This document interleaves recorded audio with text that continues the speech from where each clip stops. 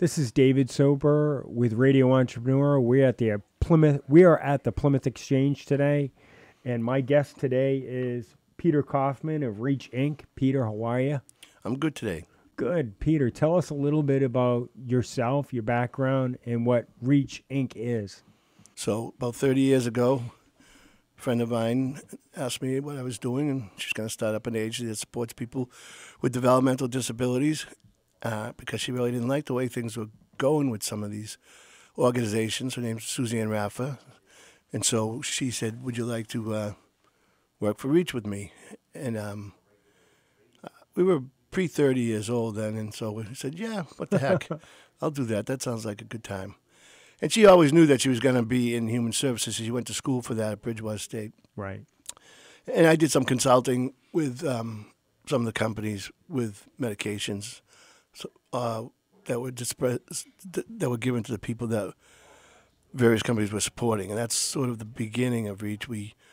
She opened up one 24-hour home in Marshfield and then slowly grew.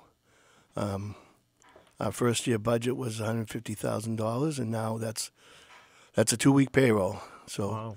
It's growth. It's not a lot of growth because we've maintained a small size. Other companies like Reach, some of these companies are in the $25 to $40 million range, and we're in about a $5.5 million range.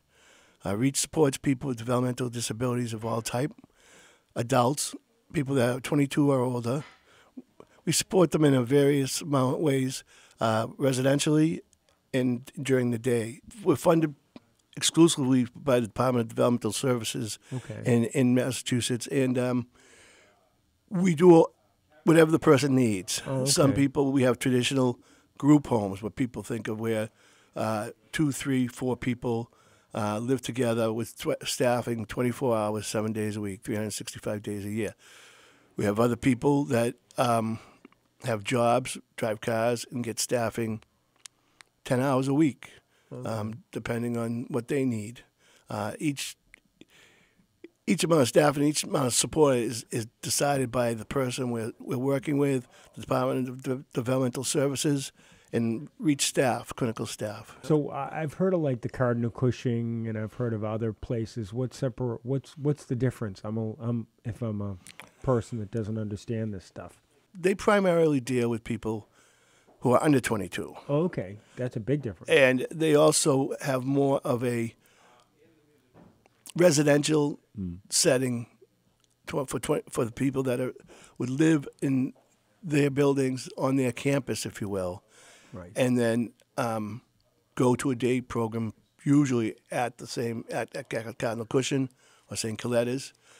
And then they've sort of ventured out a little bit more because the real push is community. Right. The idea is that everybody gets to live in this crazy community no matter what. Yeah. And so that's really when people are turning 22, they usually refer it out to some place that can help them live in the community. It's a challenge, but it's a feel-good challenge. Yeah, and sure it's it is. exciting Yeah. to do this. It's never the same.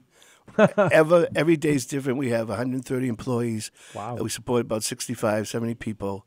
I mean, it's been a journey, though. You mentioned 30 years ago we had people in 24-hour homes who became more independent and were able to move out into their own apartment with one or two roommates, and that's a big deal for people.